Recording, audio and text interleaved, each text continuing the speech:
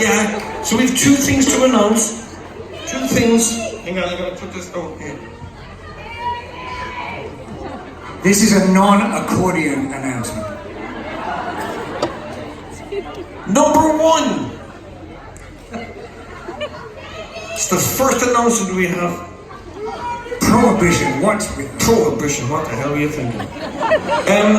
We just got news backstage that we're playing at the Fitzgerald Theatre in March. I love that venue. And it's on a particular day. It's kind of important in Irish culture.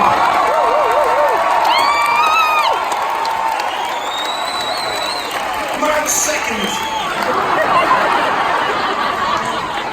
It's a lesser known Irish saint. It was St. Hubbins. Do you know St. Hubbins? What was he, the patron saint of? He was the patron saint of quality footwear. Oh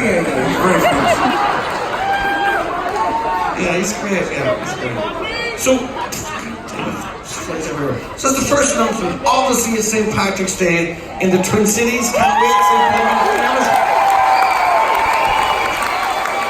When do the tickets go on sale? I imagine, like a couple of days. in a few days. In a few days, yeah. So we just signed the contract today. We just signed the contract backstage, actually. We did.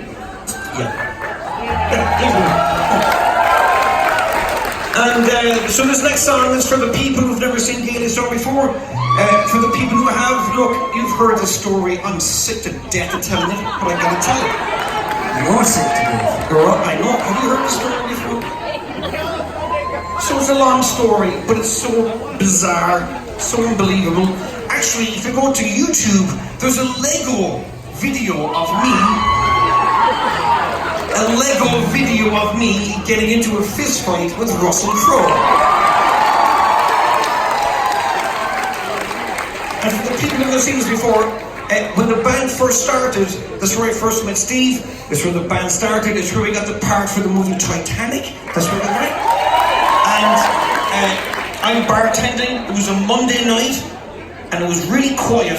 So I sent everyone home. It was just me and a fella called Esteban. Esteban was about 4'2", but he was the hardest working man I've ever met, right?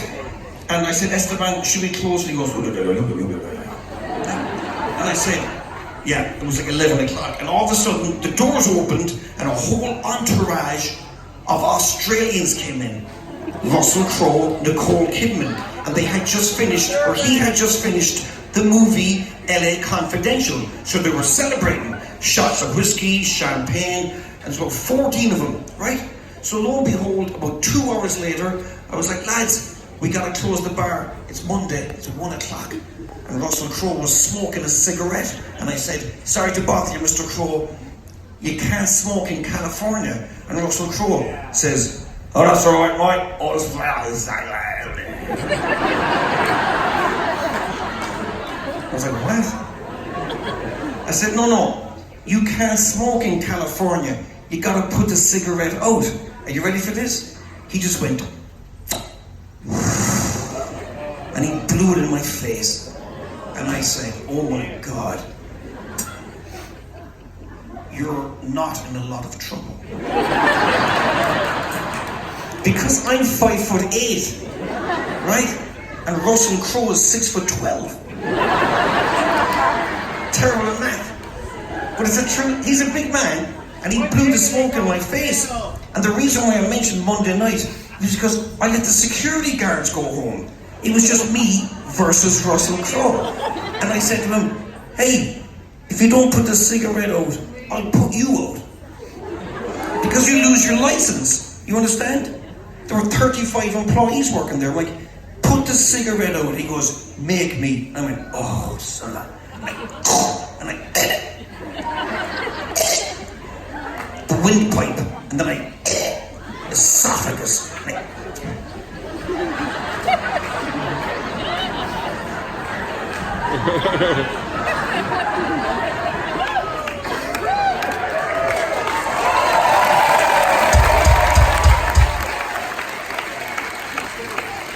America, you're welcome.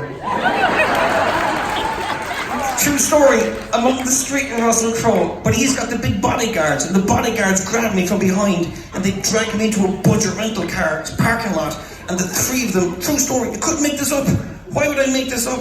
They beat me senseless. I'm on the ground covered in blood.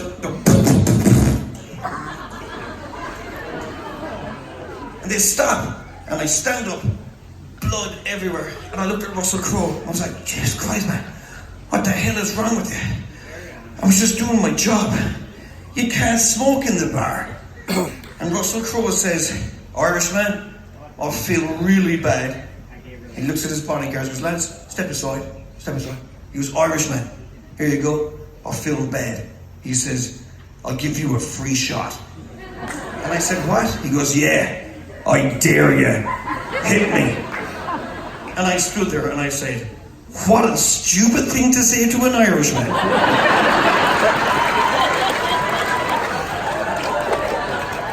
I said, are you sure? He goes, yeah, go on.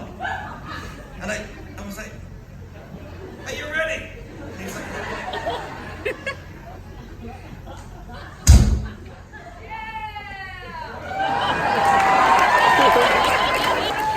I hit him as hard as I could. It was perfect, a perfect punch. At least that's what it looked like in my brain. Because when I hit him, it did nothing. It was almost like it went, because he never moved. And my friend Chucky, who was watching the whole thing, he says, Murphy, run! So I ran. And that's it. And that's the story.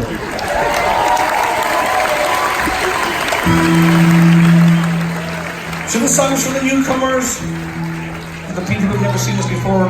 The song is called, it's a very esoteric title. The song is called The Night I Punched Russell Crowe in the Head.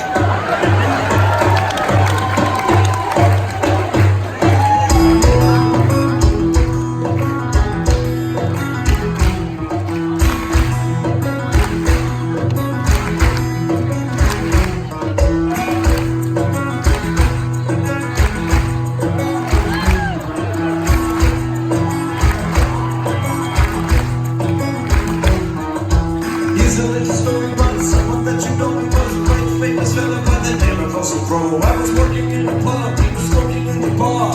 That's a crime was all you know in California.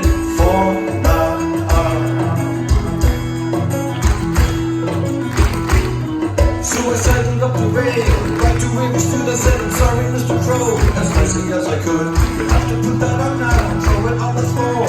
If you don't, I'll kick you on the show. You to the door. Then he squared right up to me, somewhat in surprise. Then he lowered up and stayed, shot me daggers with his arms. You could think you're man enough, go ahead, he said. I was scared for my life, so I dogged him in the head. Yeah! I'll see you sing it. The chorus has not come to any of dead. Was the night that I punched Russell Crowe, the gladiator in the head.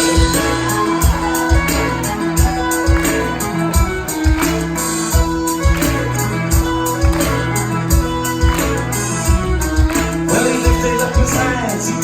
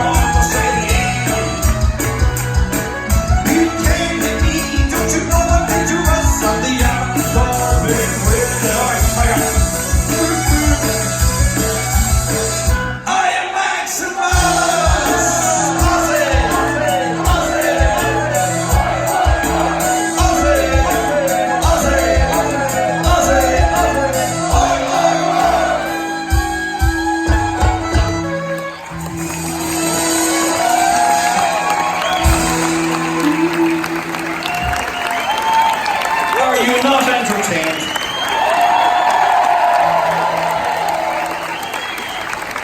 All right, we're going to move some furniture around back